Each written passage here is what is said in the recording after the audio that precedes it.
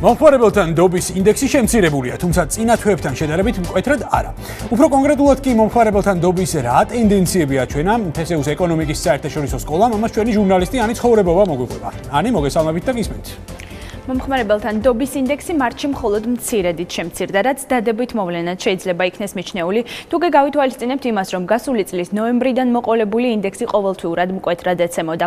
ამასთან გაუმჯობესდა მოლოდინების ინდექსიც, რის ძირითად მიზეზად თებერვალში ეკონომიკური ზრდის, ასევე შედარებით მაღალი მაჩვენებელი სახელდება.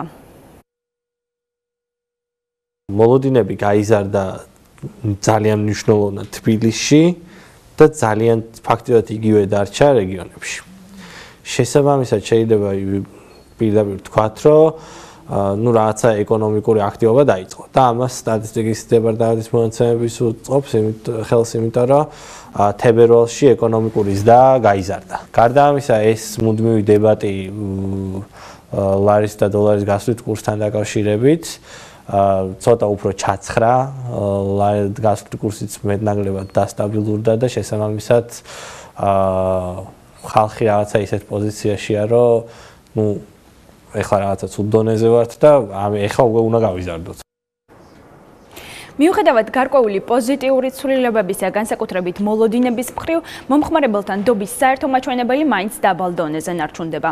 მომხმარებელთან ნდობის ნეგატიური მაჩვენებლის გათვალისწინებით აისეთის კვლევაში გამოთქმულია ვარაუდი, რომ ახლო მომავალში ბიზნეს აქტივობა შემცირდება, ისევე როგორც მისი მოგების მარჟები და ამასთან ინვესტორები ადგილობრივ ბაზარზე ახალი ბიზნესის დაწყების თვალსაზრისით თავშეკავებულნი იქნებიან.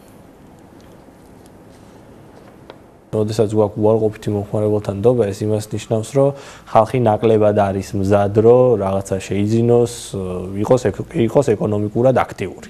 ანუ ნაკლები იქნება გაყიდვები, შესაბამისად ბიზნესები, რომლებსაც შემოაქვთ ქვეყანაში პროდუქცია, ისინი არიან ნაკლებად მზად, რომ რაღაც ფასები გაზარდონ, უფრო ნაკლებად მოქნილები იქნებიან, რომ ფასები გაზარდონ, იმის კვალობაზე, რომ გასული კურსი ლარი გაუფასურდა, შესაბამისად მათი მოგების მარჟაც შემცირდება.